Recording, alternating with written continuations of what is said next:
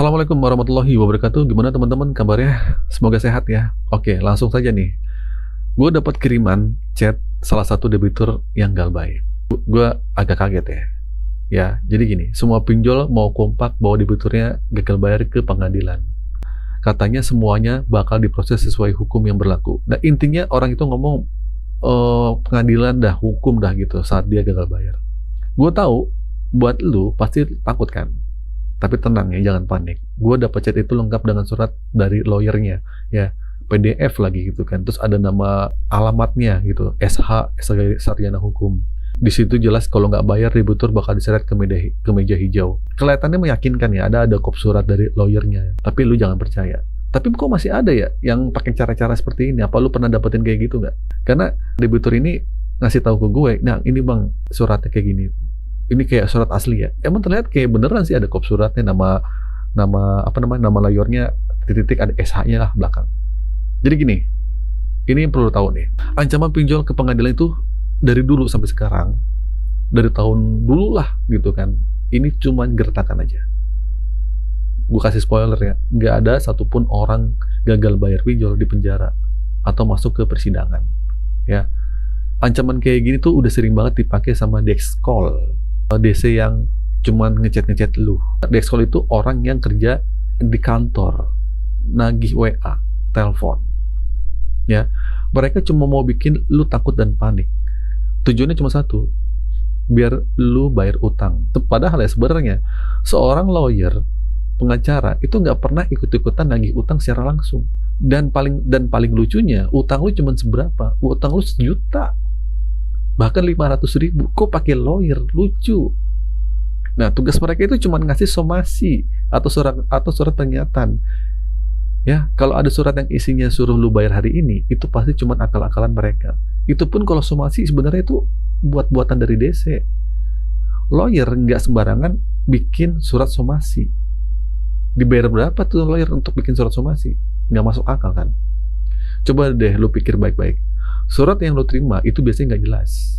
Mereka tuh nggak pernah sebutin nama perusahaannya, ya, cuma bilang perwakilan fintech atau perwakilan pinjaman online. Pinjol itu banyak banget. Ada yang legal sama ilegal. Kalau lu mau bayar, lu harus bayar ke aplikasi yang mana? Ya. Nah, ini bukti bahwa ancaman itu cuma omong kosong. Mereka sengaja bikin lu bingung dan takut, akhirnya panik. Pikiran yang nggak jelas, ujung-ujungnya cari gali lubang tutup lubang. Nah, rasa takut yang berlebihan itu yang bikin lu gampang percaya sama omongan mereka. Padahal, debt collector-nya sendiri nggak berani ngasih identitas perusahaan mereka. Itu artinya, hal yang mereka bilang itu tidak ada. Nah, selalu jadi pertanyaan, kenapa sih pinjol nggak mau bawa kasus ke jalur hukum? Sebenarnya, proses hukum diperbolehkan kok. Ya, ada aturan dari EPOJK. Pinjol pun punya 2 opsi setelah debitur gagal bayar di atas 90 hari. Pertama, mereka bisa kerjasama dengan pihak ketiga buat nagih utang. Terus kedua, mereka bisa kerjasama dengan lawyer untuk proses hukum. Tapi, mayoritas pinjol nggak mau pakai opsi kedua. Bahkan jarang. Kayaknya nggak ada deh, hampir nggak ada. Kenapa? Karena proses hukum itu ribet. Makan waktu lama. Biayanya mahal banget. Iya nggak? Dan hasilnya seringkali nggak memuaskan buat mereka. Selain itu, ada risiko besar yang harus mereka hadapi. Mungkin kalau dihutang di bank, mungkin miliaran, oke lah bank mau. Tapi kan ini pinjol, utang lu berapa sih? 1.200.000 malah. Atau 500.000, gila lu mau dibawa ke persidangan, ngaco. Nah, kalau pinjol berani bawa kasus pengadilan, ini semua rahasia dapur mereka itu bakal dibongkar habis-habisan. Mulai dari cara mereka nagih pinjaman, bunga yang mereka terapkan, potongan biaya layanan, sampai cara penagihan mereka yang sering kali melanggar aturan.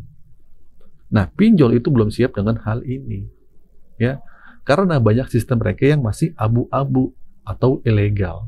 Makanya mereka lebih milih kerjasama sama pihak ketiga aja nih, lebih aman. Yang terus menagih dengan berbagai cara, termasuk mengancam lu pakai bahasa-bahasa yang hukumnya palsu lagi. Nah, terakhir gue ingetin lagi nih, ada kabar penting berkali-kali gue omongin lagi nih, gitu kan. Semua pinjol itu wajib lapor SLIK sekarang, ya. Peraturannya udah ketuk palu di 31 Juli kemarin. Ya, sistem layanan informasi lu itu akan tercatat, SLIK. Semua debitur baik yang lancar maupun yang gagal bakal dilaporin. Artinya kalau lu gagal bayar, nama lu bakal masuk daftar hitam dan lu nggak bisa lagi minjem di perbankan apapun. Gue tahu ya, lu masih suka yang ngutang. Ini bisa jadi hal yang menakutkan. Lu nggak bisa pinjam lagi buat cari dana darurat tuh nggak ada. Apalagi cicil kendaraan atau pakai pay later. Tapi gini ya, coba lu pikirin ini sisi positifnya. Ini bisa jadi mungkin cara Tuhan buat lu ngejauhin dari utang riba. Jadi lu jadi lebih fokus buat nabung dan nggak lagi bergantung sama utang. Lu juga jadi lebih tenang karena nggak pusing mikirin tagihan. Lu mungkin jadi orang yang sukses tanpa harus ngutang. Ya. Nah, tapi di sisi lain, aturan ini juga berdampak buat para pinjolnya. Jadi mereka tuh lebih selektif dalam menagih pinjaman. Ya, mereka harus pakai 4 patokan nih. Pertama, SLIK. Kedua, credit scoring. Ketiga, fintech data center.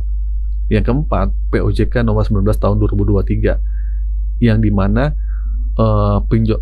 mematuhi aturan batas maksimal 3 pinjaman. Jadi nasabah cuma bisa pinjam 3 doang. Nah, kalau pinjol nggak bisa pakai aturan ini, mereka bisa salah kasih pinjaman ke orang yang sudah galbay. Kalau mereka patuh, mereka bakal dapat nasabah yang berkualitas, yang taat bayar. Nah, jadi dengan begitu, pinjol tuh jadi nggak perlu lagi pakai DC, karena risiko gagal bayar mereka itu tipis. Nah, ini jadi kabar baik juga ya, karena kemungkinan besar banyak DC yang bakal dipecat nantinya. Kita lihat aja apakah peraturan ini akan dijalankan. Oke, terakhir nih. Buat kalian, jangan takut lagi sama ancaman pinjol yang bawa ke pengadilan. Itu cuma gertakan kosong. Fokus lu sekarang adalah bangkit dan bekerja. Kumpulkan uang lu. Penuhi kebutuhan lu.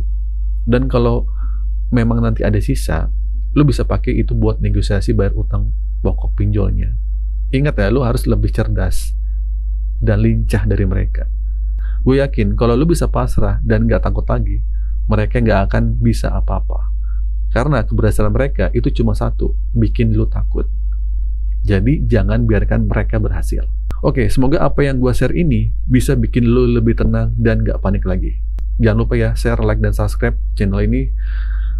Semoga video ini bermanfaat. Akhir kata dari saya, Assalamualaikum warahmatullahi wabarakatuh.